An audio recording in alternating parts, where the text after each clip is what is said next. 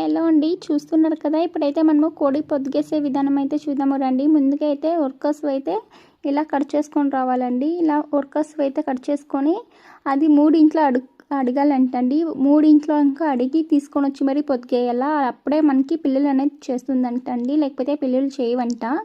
ఇలా అయితే మనము త్రేట్లో చాలా బాగా అయితే చాలా బాగా సర్దుకొని తర్వాత రాకులు ఉంటుంది కదండి. రాకులు అయితే మనము చిప్లో కానీ దాంట్లో మీకు ఇంట్లో సౌలభ్యంగా ఉంటుందో దాంట్లో అయితే మనము వాటర్ వేసుకొని చాలా బాగా అయితే మిక్స్ చేసుకొని నానపెట్టి ఉండే రాకులు అయితే మనము ఇలా మిక్స్ చేసుకొని పెట్టుకోవాలంటండి. అలానే పెట్టినామంటే కోడి అనేది తినవంటండి.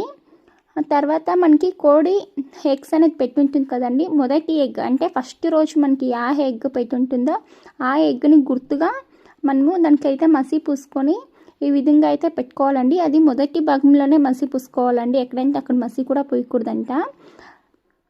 తర్వాత అయితే మనము ఎన్ని ఎగ్స్ పెట్టున్నదో అన్ని ఎగ్స్ అయితే ఈ విధంగా జోడించుకోవాలండి. కోడి కూడా పొదిగేసే వాళ్ళే ఇలా అంతా చేయాలండి. ఎవరంటే వాళ్ళు కోడి కూడా ముట్టకూడదు, అలానే ఎగ్స్ కూడా పెట్టకూడదండి. ఎవరు పొదిగేస్తున్నారో వాళ్ళ చేతిలోనే మొత్తం చేపియాలి మనము. ఇలా అయితే మనము మొత్తము ఎగ్స్ మొత్తం రౌండ్గా చేసుకున్న తర్వాత అయితే దృష్టి అనేది తీయాలండి. దృష్టి తీసే పెడతారంట. అది ఆచారం నాకు కూడా తెలియదండి, ఎందుకు దృష్టి తీయాలా ఏమనేసి. అయితే మీకు తెలిసినట్లయితే కామెంట్ చేయండి.